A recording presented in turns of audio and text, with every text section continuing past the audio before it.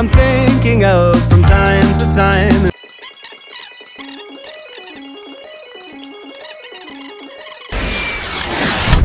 Dust to dust, whenever there's a lull between